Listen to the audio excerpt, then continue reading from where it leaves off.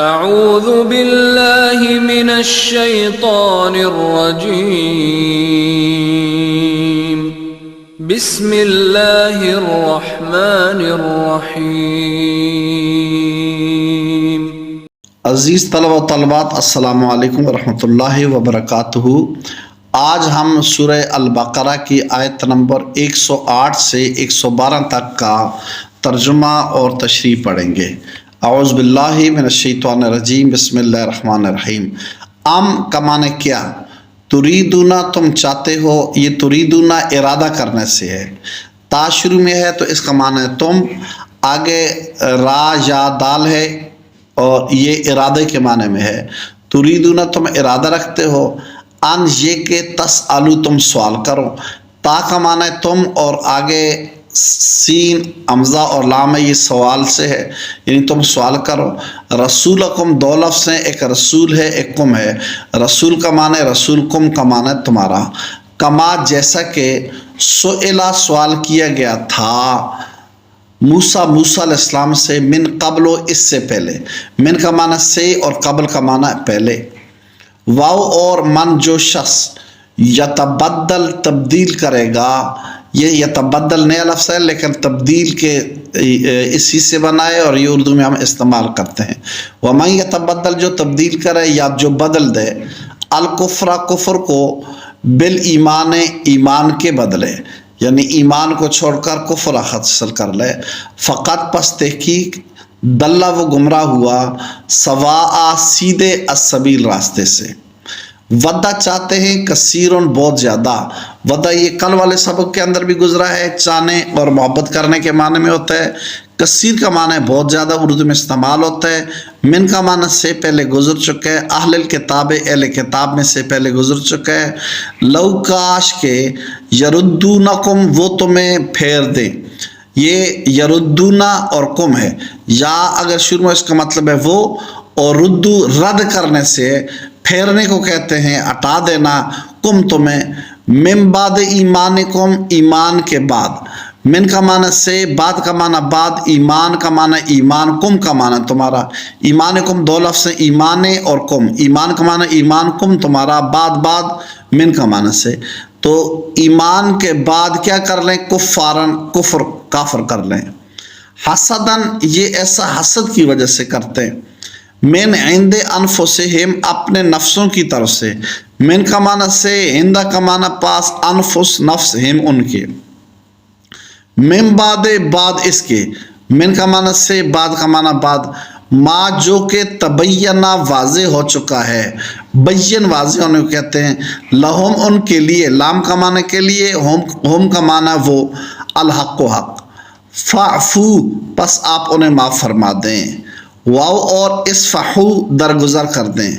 حتیٰ، یہاں تک کہ، یہ اسفحو نیا ہے اور فاعفو، عفون سے، معاف کرنے کو کہتے ہیں، ٹھیک ہے۔ عفو، درگزر، اردو میں استعمال ہوتا ہے، یہ وہی والا لفظ ہے۔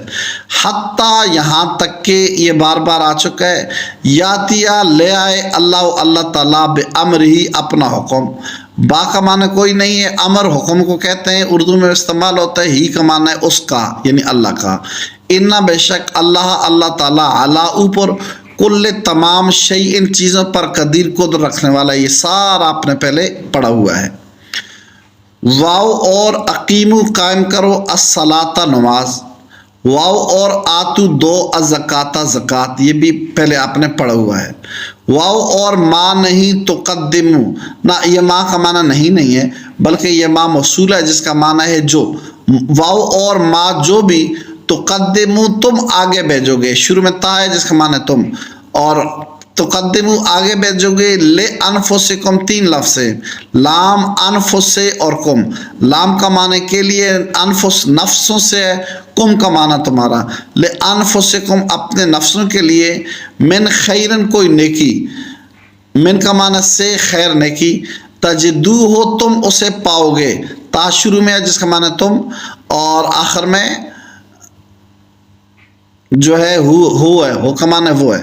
تجدو، تم اسے پاؤ گے، عند اللہ، اللہ تعالیٰ کے پاس۔ عند کا معنی پاس، اللہ کے۔ ان، بے شک، اللہ تعالیٰ، بما، جو بھی، تعملون تم کرتے ہو، تا شروع میں جس کا معنی تم، آگے عین میم لام ہے جس کا معنی عمل، عمل کام کو کہتے ہیں، بصیر اللہ تعالیٰ اسے دیکھتا ہے۔ واو اور قالو انہوں نے کہا، یہ بار بار آ چکا ہے، لن ہرگز نہیں، یہ پہلے گزر چکا ہے، یدخلا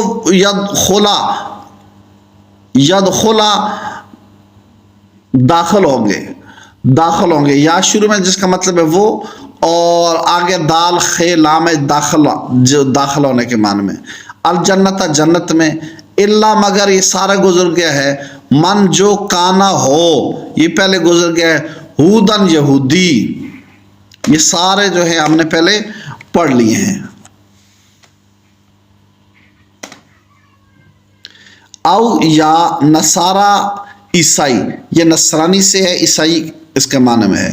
تل کا یہ آپ نے پہلے پڑھ لیا ہے، یہ مونس کے لیے آتا ہے، امانیو آرزویں ہم ان کی، قل آپ فرما دیجئے، ہاتھو لے آؤ، یہ نیا لفظ ہے آپ کے پاس، امانیے یہ بھی نیا ہے اور ہاتھو بھی نیا ہے، برہانکم اپنی دلیلیں، یہ دو لفظ ہیں، ایک برہان ہے ایک کم ہے، برہان دلیل کو کہتے ہیں، ٹھیک ہے، کم کا معنی تمہاری، ان اگر کن تم ہو، ٹھیک ہے، ایک کن ہے، ہو تم صادقین سچے، بلا کیوں نہیں، صادقین صادق کی جمع ہے، اور صادق سچے کہتے ہیں، نبی کریم علیہ السلام کا لقب تھا صادق اور امین، یعنی سچ سچے، ٹھیک ہے، بلا کیوں نہیں، من جس نے اسلم جھکا لیا، وجہ چہرہ ہو اپنا، یہ دو لفظ ہیں، وجہ اور ہو، وجہ چہرے کہتے ہیں، ہو کا مطلب ہے اس کا، وجہ ہو اپنا چہرہ، للہ اللہ تعالیٰ کے لیے، دو لفظ ہیں، ایک لام ہے ایک اللہ ہے، لام کا لام معنی کے لیے اللہ، واو اور ہوا وہ، محسن نیکی کرنے والا تھا، محسن ٹھیک نیکی کرنے والے کو کہتے ہیں، فا کا معنی پس، لہو اس کے لیے، گوئے کے تین لفظ ہیں، فا لام اور ہو، فا کا معنی پس، لام کا معنی کے لیے، ہو کا معنی وہ، فلہو اس کے لیے، اجر ہو اس کا اجر ہے، یہ بھی دو لفظ ہیں، اجر اور ہو، اجر کا معنی اجر اور ہو کا معنی اس کا، عندہ پاس، ربی اس کے رب کے، دو لفظ ایک رب ہے ایک ہی ہے، رب کا معنی رب، ہی کا معنی وہ، عندہ ربی اس کے رب کے پاس، واو اور لا نہیں، خوف خوف، کوئی خوف، علیہم ان پر، یہ بھی دو لفظ ہیں، علا اور ہم، علا کا معنی اوپر، ہم کا معنی وہ، علیہم ان پر، واو اور لا نہیں، ہم وہ، یحزنون غمگین ہوں گے، یہ اس کا لفظی ترجمہ تھا۔ اب اس کا میں جو ہے باماورہ ترجمہ بھی کر لیتا ہوں اور تشریح بھی آپ کی سامنے پیش کر دیتا ہوں۔ اللہ رب العزت ارشاد فرماتا ہے، ام تریدون کیا تم چاہتے ہو، ان تسألو کہ اب سوال کرو، رسولکم اپنے رسول سے، کما جیسے کہ سوال کیا گیا تھا موسیٰ علیہ السلام سے، من قبل اس سے پہلے، ومن اور جو بھی یتبدل الکفر بدل دے گا کفر کو، بالایمان ایمان کے بدلے، فقط پس تحقیق دلہ گمراہ ہوا، سواء السبیل سیدھے راستے سے۔ نبی کریم علیہ السلام کی امت کو اللہ تعالیٰ نے رسول اللہ صلی اللہ علیہ وسلم سے سوال کرنے سے اس آیت میں منع فرمایا ہے، اور فرمایا کہ کیا اے نبی کی امتیو تم بھی اپنے نبی سے اسی طرح سوال کرو گے جس طرح اس سے پہلے موسیٰ علیہ السلام کی امت نے ان سے سوال کیے تھے۔